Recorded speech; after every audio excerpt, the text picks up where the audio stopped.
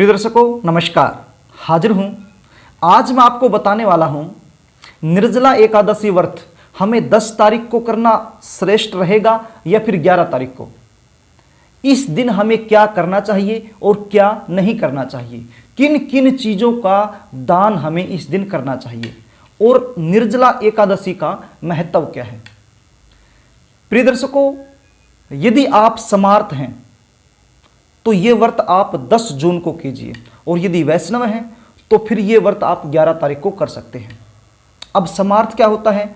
जो गृहस्थी लोग हैं, जो गृहस्थ आश्रम से जुड़े हुए हैं, वो समर्थ होते हैं, तो इन्हें ये व्रत 10 जून को करना चाहिए। और वैष्णव कौन हैं?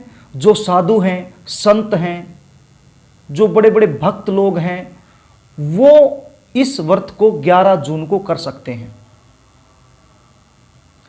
साल में 24 एकादशी आती हैं।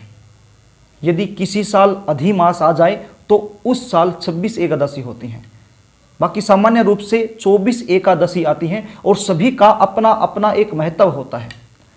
लेकिन शास्त्रों में लिखा गया है सबसे श्रेष्ठ एकादशी जो होती है वो निर्जला एकादशी होती है।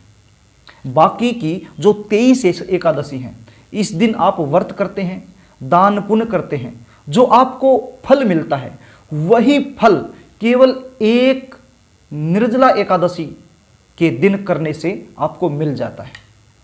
इसको भीम एकादशी भी कहा गया है। निर्जला एकादशी भगवान विष्णु को अति प्रिय है, इसलिए इस दिन कोई भी किया गया दान, कोई भी किया गया उपाय बहुत जल्द फलीभूत हो जाता है और उसका अनंत पुण्य आपको मिलता है।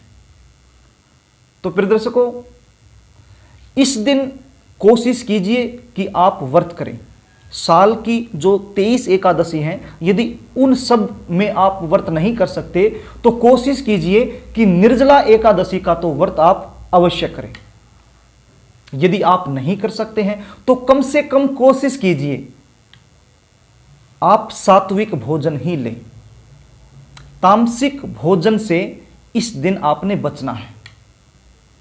मांस मिट्टी से, शराब आदि से, किसी भी प्रकार का तामसिक भोजन आपने नहीं करना है। सात्विक भोजन ही इस दिन आप कीजिए यदि आप व्रत नहीं रख सकते हैं तो। रही बात दान की, पुण्य की, तो प्रिय दर्शकों, निर्जला एकादशी को जल का दान अति श्रेष्ठ दान बताया गया है। किसी भी तरीके से आप जल का दान कर दीजिए। आप कहीं रास्ते में प्याऊ लगवा सकते हैं, जल के भंडारे लगवा सकते हैं, शरबत आप दान कर सकते हैं, गन्ने का जूस आप दान कर सकते हैं। कहीं पर भी ऐसी जगह जहां पर लोग आते जाते हैं तो वहां पर आप मिट्टी का कलश जल से भरकर रख सकते हैं ताकि वो अपनी प्यास शांत कर सकें। आप अपने घर की छत पर भी जल भर के रख सकते हैं ताकि जो पक्षी हैं वो जल पी सकें। आप अपनी बालकनी में भी जल भरकर रख सकते हैं ताकि जो पक्षी हैं वो जल पी सके। किसी भी प्रकार से आपने इस दिन जल का दान करना चाहिए। जल का दान श्रेष्ठ दान बताया गया है। प्रिय दर्शकों, इस दिन आप पंखे का दान कर सकते हैं। इस दिन आप छाते का दान कर सकते हैं जो धूप से बचाता है। इस दिन आप तरबूज का दान कर सकते हैं। इस दिन आप खरबूजे का दान कर सकते हैं। इस दिन आप खीरे का दान कर सकते हैं। ये सब दान यदि आप करते हैं तो आपको अनंत पुण्य की प्राप्ति होती है। दान करने के लिए तो और भी बहुत सारी चीजें हैं, लेकिन ये ऐसे दान हैं एक आम इंसान भी कर सकता है। जल का दान एक आम इंसान भी कर सकता है। इसमें बहुत ज़्यादा खर्चा नहीं लगता है। और यदि बहुत ज़्यादा बड़े लेवल पर आप करना चाहते हैं तो बहुत बड़े बड़े जल के भंडारे लगवा दीजिए ताकि आने जाने वाले सब लोग वो जल पी करके अपनी जो प्यास है उसको शांत कर सकें। तो प्रिय दर्शकों, यदि आप निर्जला एकादशी के दिन जल का दान करते हैं किसी भी रूप में तो आपको इसका अनंत पुण्य मिलने वाला है। आपके जीवन में यदि कोई समस्या चल रही है, आपके बनते बनते काम रुक रहे हैं, किसी भी प्रकार से भाग्य आपका साथ नहीं दे रहा है, मां लक्ष्मी आपके घर में रुक नहीं रही है, तो ये सब करने से भगवान विष्णु एवं मां लक्ष्मी आप पर प्रसन्न होंगे और आपको शुभ आशीर्वाद प्रदान करेंगे। और जब ये शुभ आशीर्वाद आपको प्रदान कर देंगे तो फिर जीवन में किसी भी प्रकार की समस्या रहने वाली नहीं है।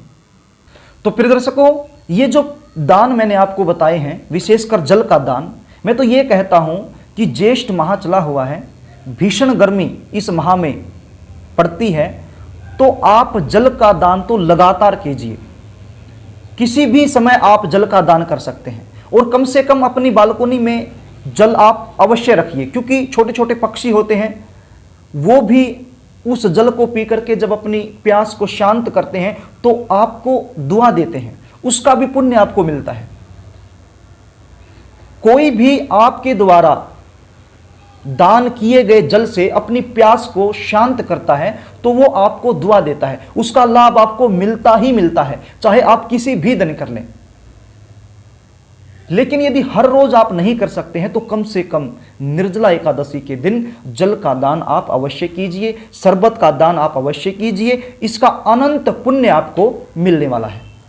तो प्रिय दर्शकों, आशा करता हूं मेरे द्वारा दी गई जानकारी आपको समझ में आ गई होगी और निर्जला एकादशी के दिन आप ये दान जरूर करेंगे। तो प्रिय दर्शकों, आप जीवन में किसी भी प्रकार की समस्या से जूझ रहे हैं, उससे आप छुटकारा पाना चाहते हैं, अपनी जन्म कुंडली का विश्लेषण मुझसे करवाना चाहते हैं, तो फिर स्क्रीन पर दिए गए व्हाट्सएप नंबर पर आप अपनी date of birth, birth time, birth place मेरे पास भेज सकते हैं और अपनी जन्म कुंडली का सटीक विश्लेषण मुझसे करवा सकते हैं। प्रिय दर्शकों, यदि कार्यक्रम आपको अच्छा लगे तो वीडियो को लाइक करना, शेयर करना, कमेंट भी करना और चैनल को सब्सक्राइब करना भी नहीं भूलना। तो प्रिय दर्शकों, आज के लिए इतना ही, कल फिर मिलेंगे, तब तक के लिए नमस्कार।